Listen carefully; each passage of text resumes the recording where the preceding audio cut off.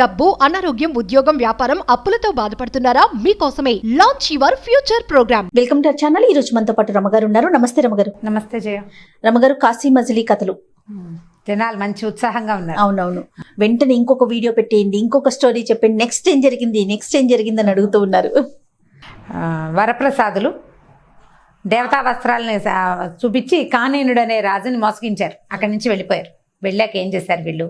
ఉత్తర దిశగా ప్రయాణం అయ్యారు. చాలా దూరం వెళ్ళారు. సరే వెళ్ళేసరికి ఒక పెద్ద అడవిలోకి చేరారు వీళ్ళు. ఈ అడవిలోకి చేరితే ఆ అడవిలో వాళ్ళకు ఒక పెద్ద వటవృక్షం కనపడిందట. వటవృక్షం అంటే మర్రి చెట్టు. అది ఎంత పెద్దదంటే 4 దిక్కులకి 4 కొమ్మలు ఉన్నాయట. దాని పెద్దవి. ఒక్కొక్క కొమ్మ ఎంత పెద్దదంటే బండి వెళ్ళిపోవచ్చు ఆ కొమ్మ మీద. అబ్బా, అంత బలిసిన చెట్టు అనమాట. నీటి ఇవ్వక ఉంటుంది. అంటే చెట్టు విశాలంగా, కాండం కాకుండా కొమ్మ కూడా ఇంత విశాలంగా ఉండాలి అంటే ఎంత బలమైన చెట్టు అది. చాలా పెద్దది, బాగా బలమైంది, బాగా వయసున్న చెట్టు. సరే ఏమనుకున్నారు, ఒరే 4 దిక్కులకి 4 వైపులా 4 కొమ్మలు వెళ్ళినాయి, ఓ పని చేద్దాం, ఒకళ్ళు ఇక్కడ ఉందాం, మిగిలిన 4 4 కొమ్మలు పట్టుకుని వెళ్దాం 4 దిక్కులకి. ఎవరు ఏ దిక్కులో ఏముందో వింతలు విడ్డూరాలు విశేషాలు అన్నీ చూసుకుని 6 నెలల తర్వాత ఇక్కడికి రావాలి. మనలో ఒకడు ఇక్కడే ఉంటాడు. ఒకడు అంటే ఇప్పుడు వీళ్ళు గుర్రాలు వేసుకొచ్చారు. వీళ్ళ దగ్గర చాలా సంపద ఉంది. అంటే ప్రయాణంలో వాడుకోవడానికి తెచ్చుకున్నారు. సామాన్లు ఉన్నాయి, కత్తులు కటార్లు అవి ఇవి ఉన్నాయి. అంటే వీళ్ళు పట్టుకెళ్లే కత్తులు కాకుండా, నడువులకు ఉండే కత్తులు కాకుండా ఇంకా కొంత యుద్ధ సామాగ్రి కూడా ఉంది. గుర్రాల మీద తెచ్చాం కదా, గుర్రాల కాపలా ఒకడు ఉండిపోయేటట్టు 4 దిక్కులకు వెళ్ళేటట్టుగా ప్లాన్ చేసుకున్నారు. సరే 4 దిక్కులకి వెళ్ళిపోదాం అనుకున్నారు. ఈయన మన సిద్ధుడు చెప్పాడు, వీళ్ళు ఎలా వెళ్ళారు ఏం చేశారో మాట్లాడుకుందాం అని చెప్పి. సరే కుర్రాడు రెడీగా ఉన్నాడు. ఏమిటి అని, మొదటివాడు అంటే రాజుగారి అబ్బాయి వసంతుడు తూర్పు దిక్కుకి వెళ్ళాడు. వరప్రసాదంలో మొదటివాడు వసంతుడు కదా. ఈ తూర్పు దిక్కుకి వెళ్తే ఆ చెట్టు కొమ్మ మీద నడిచి ఎంత నడిచినా ఇంకా వెళ్తూనే ఉంది కొమ్మ. ఎక్కడికో వెళ్ళిందట, చాలా దూరం వెళ్ళిపోయింది. ఇక మధ్యలో 2-3 గంటలు విశ్రాంతి కూడా తీసుకున్నాడు వాడు నడవలేక. వెళ్ళగా ఒక ఊళ్ళోకి చేరాడు. ఊళ్ళో పెద్ద పెద్ద బిల్డింగ్లు ఉన్నాయి. సందులు కొందులు అంటే ఎట్లా ఉంది, దారులు రహదారులు అన్నీ చక్కగానే ఉన్నాయి. బోల్డ్ అని బిల్డింగ్స్ ఉన్నాయి. ప్రతి బిల్డింగ్కి తాళం వేసు. ఎవ్వరు లేరు, మనుషులు లేని ఊర్లు. అంతంత పెద్ద పెద్ద ఊళ్ళు ఎలా ఉంటాయి, బిల్డింగ్లన్నీ కొత్తగా బాగున్నాయి, నవనవలాడుతూ శుభ్రంగా ఉన్నాయి, నీట్గా ఉన్నాయి అనమాట. అంటే కళగా ఉన్నాయి. నవనవలాడడం అనేది ఇక్కడ వాడకూడదు, కూరగాయల దగ్గర వాడాలి. వంకాయలాగా కళకళలాడుతూ ఉన్నాయి బిల్డింగ్లు. సరే తిరిగాడు మొత్తం, ఆ ఊరంతా తిరిగి చూశాడు. ఈ తిరిగినప్పుడు ఏమనుకున్నాడంటే, ఇది కొంచెం ముందుకెళ్ళాడు, ఒక కోటలాగా కనపడింది. ఆ కోటలోకి ప్రవేశించాడు. ముందు లోపలికి వెళ్ళలేను అనుకున్నాడు. ఒక కాళ్ళకి కింద భాగం అంటే ఈ గోడలాగా ఉంది. నుంచునే దగ్గర అంటే మామూలుగా తలుపులకి తాళాలు ఎక్కడ ఉంటాయి, పై వైపున ఉంటాయి. దీనికి ఒక తలుపు ఉండి కింద తాళం ఉందట. తాళం ముట్టుకుంటేనే ఊడొచ్చేసింది. అది తీసుకుని లోపలికి ప్రవేశించాడు. ప్రవేశిస్తే కోట కూడా ఖాళీగా ఉంది. కోట లోపల బోల్డెన్ బిల్డింగ్లు ఉన్నాయి, మంచి తోటలు కూడా ఉన్నాయి, చక్క పళ్ళ తోటలు అవి ఉండి చక్కగా ఉంది. ఆ లోపలికి వెళ్తే తోటలో ఒక అందమైన అమ్మాయి పడుకొని నిద్రపోతుందట. పిల్ల ఒక్కతే ఉంది, ఇంకెవ్వరు లేరు అక్కడ. అది చూస్తున్నాడు, ఏమిటి ఇట్లా ఒక అమ్మాయి పడుకొని నిద్రపోతుంది, ఎవరు లేరు అని చెప్పి ఒక పక్కన కూర్చొని ఆ పిల్లనే చూస్తూ కూర్చున్నాడు. అది ఎప్పుడు లేస్తుందో మాట్లాడదామని. చాలా అందమైన అమ్మాయి. సహజంగా కాస్త అందంగా అమ్మాయిలు ఉండేసరికల్లా మగపిల్లలు ఆటోమేటిక్గా ఆకర్షితులు అవుతారు. ఇక వాడికి అటు ఇటు వెళ్ళబుద్ధి కాల. ఈ లేచాక ఈ పిల్ల ఎవరో తెలుసుకోవాలని పుట్టింది. ఇక వాడు వెళ్ళలా, అక్కడే కూర్చుని ఉన్నాడు. కూర్చోగా చాలాసేపటికి అమ్మాయి నిద్ర లేచి చూసి, నిన్ను నువ్వు పురుషుడివి కదూ అని అడిగింది. అడిగేసరికి అబ్బాయి ఆశ్చర్యపోయాడు. అదేమి నువ్వు పురుషుడివి అని అడుగుతావు, నీకు పురుషులు తెలీదా అంటే తెలీదు. ఆ అమ్మాయి ఏం చెప్పిందంటే, ఈ కోట ఒక రాక్షసిది, మాది అవంతి నగరం. ఒకసారి రాక్షసి అవంతి నగరం మీద పడి అందరినీ విరుచుకు తిని మా అమ్మ నన్ను కూడా చంపేసి నన్ను ఉయ్యాల్లో ఉన్న చంటి పిల్లని బంగారపు ఉయ్యాలతో సహా ఎత్తుకొచ్చేసింది. చంటి పిల్లల మీద మోజుతోటి నన్ను పెంచుకుంది. నేను ఒక్కదాన్నే ఉంటాను. మొత్తం దేశం మీదకి వెళ్ళి వింతలు విడ్డూరాలు అవి ఇవి పట్టుకొస్తుంది. బోళ్ళంత ధనం అవి తెస్తుంది. ఒక బిల్డింగ్ కడుతుంది, ఆ బిల్డింగ్లో అవన్నీ పెడుతుంది, తాళం వేస్తుంది. మళ్ళీ కొత్త వస్తువులు తెచ్చినప్పుడు ఇంకో బిల్డింగ్ కడుతుంది, అందులో పెడుతుంది, తాళం వేస్తుంది. నన్ను చిన్నప్పటి నుంచి పెంచింది. నాకు ఏదో కాస్త చదువు సంధ్య అవి ఇవి నేర్పిస్తుంది. సరే నన్ను పెంచింది కదా, నన్నేమీ చేయదు, నేను కూడా అదే నా తల్లి అనుకుంటూ నేను దాంతోటే ఉండిపోయాను. కథలు అవి వినటం వల్ల మా అమ్మ ద్వారా, పెంపుడు తల్లి ద్వారా నాకు చదువు కూడా చెప్పింది, పుస్తకాలు కూడా పట్టుకొస్తుంది. నేను ఆ పుస్తకాలు చదవటం వల్ల మగవాళ్ళు ఇలా ఉంటారు, రాజపురుషులు ఇలా ఉంటారు అని తెలుసుకున్నాను. అందుకని నువ్వు ఒక రాజకుమారుడు అయి ఉంటావని, రాజపురుషుడు అని గుర్తుపెట్టాను అంతే. సరే బాగుంది. అమ్మాయి పేరు కళావతి. వీళ్ళిద్దరూ ఫ్రెండ్షిప్ చేశారు. అది రాక్షసి వెంటనే రాలా, వారానికి ఒక్కరోజు వస్తుందట. మిగిలిన వారం రోజులు ఈ పిల్ల ఒక్కతే వండుకు తిని, ఆ తోటలో తిరిగి, కావాల్సినవన్నీ కోసుకుని తిని, ఏమైనా పుస్తకాలు చదువుకుని, బొమ్మలతో ఆడుకుని, పడుకుని నిద్రపోయి, వారం తర్వాత వాళ్ళ అమ్మ కోసం వెయిట్ చేస్తుంది. ఆ తల్లి వచ్చి దానికి మళ్ళీ అక్కడ ఇక్కడ చూసిన వింతలు విడ్డూరాలని పిల్లకి చెప్పి, ఏదైనా కొత్త వస్తువు తెస్తే దీనికి అలంకరించి ఈ పాపకి అమ్మ తను తెచ్చిన వస్తువులన్నిటికీ ఒక కొత్త బిల్డింగ్ కట్టి అవన్నీ అందులో పెట్టుకుని తాళం వేసుకుని వెళ్ళిపోతుంది. ఒక రోజు ఉంటుంది ఈ అమ్మాయితోటి. ఆ ఒక్క రోజులోనే దానికి నేర్పవలసిన చిన్న పొన్న విద్యలు, మాయమంత్రాలు అవి కూడా నేర్పిస్తుంది. బాగుంది. సరే ఇప్పట్లో రాదు, ఇంకొక 5-6 రోజులు టైం ఉంది. ఈ అబ్బాయి అమ్మాయి చక్కగా ఫ్రెండ్షిప్ చేశారు, కలిసి బాగా తిరిగారు. ఇన్నాళ్ళు ఒక్కతే ఉంది కదా, కబుర్లు చెప్పుకోవడానికి, ఆడుకోవడానికి, పరిగెత్తడానికి ఒక మగవాడు మనిషి దొరికేసరికల్లా ఆ అమ్మాయి ఆనందంతో వీడి వెనకాల తిరగటం మొదలుపెట్టింది. సరే 5-6 రోజులు గడిచిపోయినాయి. మా అమ్మ వచ్చేస్తుంది, ఓ పని చేస్తాను, నా దగ్గర మాయ విద్యలు కొన్ని ఉన్నాయి కదా, నిన్ను ఉడువుని చేసి గోడ కంటిస్తా.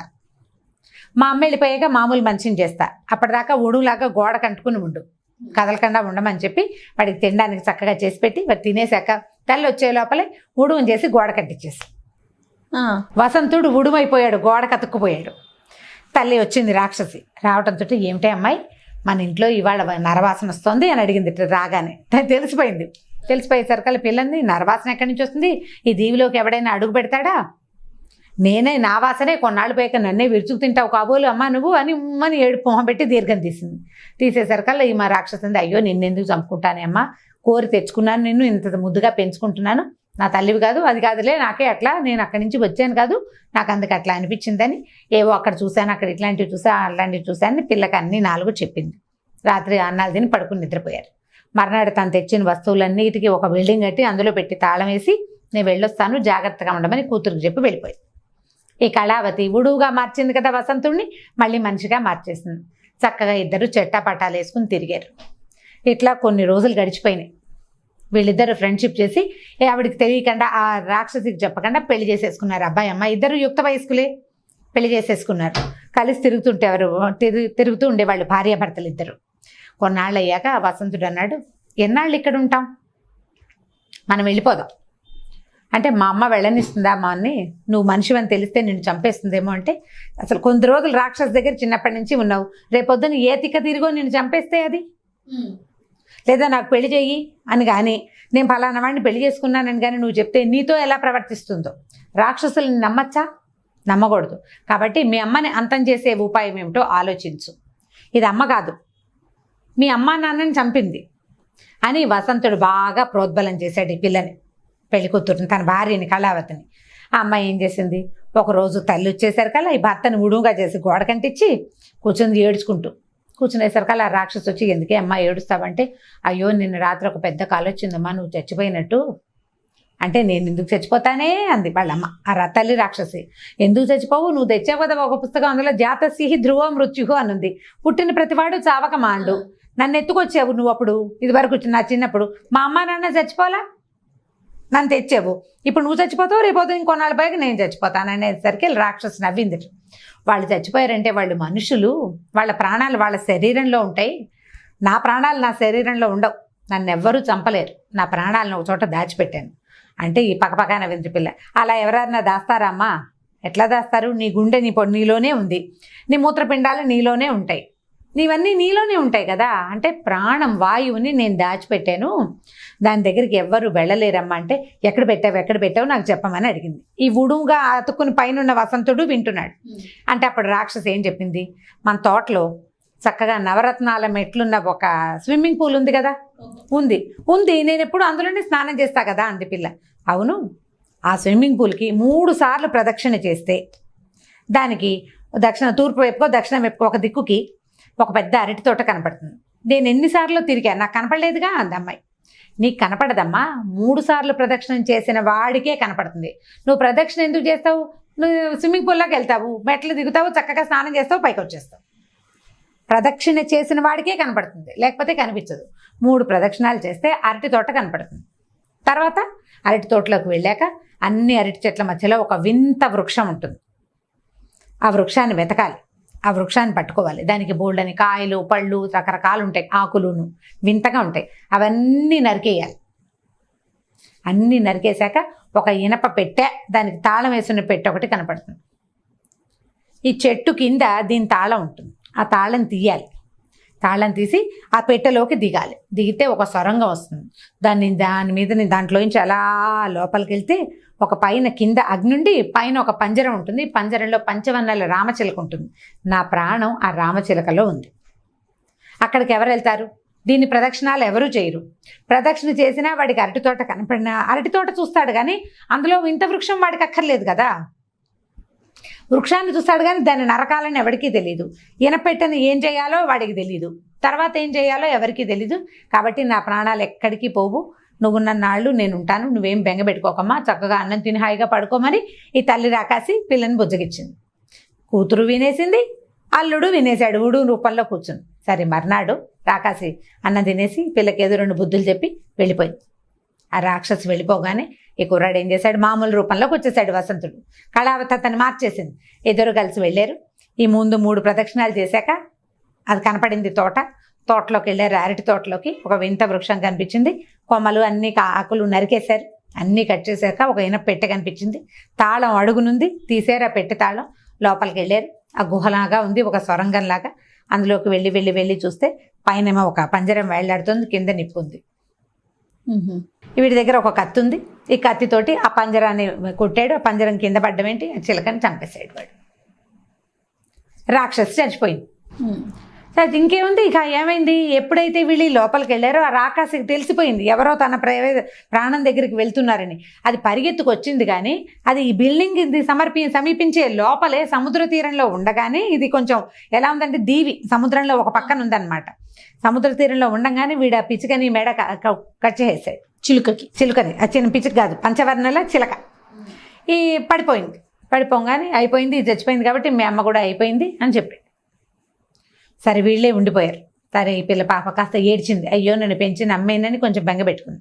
బాగా ఓదార్చాడు అమ్మాయిని. ఓదారిస్తే పిల్ల ఏమందంటే, అది కాదండి, ఎలాగో పాపం చచ్చిపోయింది, ఇన్నాళ్ళు పెంచింది కదా, చచ్చిపడిపోయింది దాన్ని శరీరాన్నైనా చూడనివ్వండి, నన్ను ఆఖరి చూపు, పాపం నన్ను ఇంత పెద్దదాన్ని చేసింది కదా, మా అమ్మ నాన్నని చంపేసింది అనుకో, అయినా కూడా నన్ను పెద్దదాన్ని చేసిందని బాధపడింది. సరే ఏం చేశాడు, సముద్ర తీరంలో ఉంటుంది దీని శరీరం అని చెప్పి ఈ అమ్మాయిని వెంబడి పెట్టుకుని తీసుకెళ్తే సముద్ర తీరంలో పెద్ద కొండలాగా పడుంది ఆ బ్రహ్మరాక్షసి.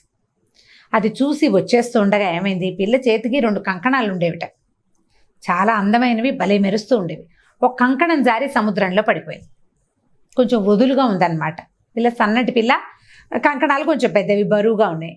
ఏదో తొందరలో ఒకటి జారిపోయేసరికి అలా పడిపోయింది. అయ్యో నాకు అక్కడమో అని గోల పెట్టింది. వెతికారు కాసేపు అటు ఇటు. వెతికితే వసంతుడు అన్నాడు, పోతే పోయిందిలే కంకణం, 2వది ఉంది కదా మన దగ్గర, మా ఫ్రెండ్ ఒకడు ఉన్నాడు అని చెప్పాడు. నా ఫ్రెండు ఇది చేసి పెడతాడు, కంసాలివాడు అని చెప్పేసరికల్లా సరే కంకణం చేయించుకుందాం అనుకుని వీళ్ళిద్దరూ మళ్ళీ నగరంలోకి వెళ్ళిపోయారు. వాళ్ళిద్దరే ఉన్నారు. హాయిగా ఉండడానికి, ఒంటరిగా ఉన్నా సరే వంట చేసుకుని తింటాం, చెట్లు తోటలో పళ్ళు అవి కోసుకుని తింటాం, హాయిగా కులాసాగా తిరగటం, ఆ ప్రాక్టీస్లో ఉన్నారు కదా. కోటలోకి వెళ్ళిపోయారు. ఇక్కడితో కథ ఆపుదాం. దీని తర్వాత ఈ కంకణం ఎక్కడికి వెళ్ళింది, దీంతో వాళ్ళకి ఏమొచ్చినాయి కొత్త సమస్యలు, మళ్ళీ కథలో తెలుసుకుందాం. చాలా బాగుంది రమ్మగారు. రైట్, నెక్స్ట్ ఎపిసోడ్తో మళ్ళీ కలుద్దాం. నమస్తే. ఈ వీడియో కనుక మీకు నచ్చినట్లయితే లైక్ చేయండి, షేర్ చేయండి. మరిన్ని వీడియోస్ కోసం మా ఛానల్ని సబ్స్క్రైబ్ చేసుకోండి.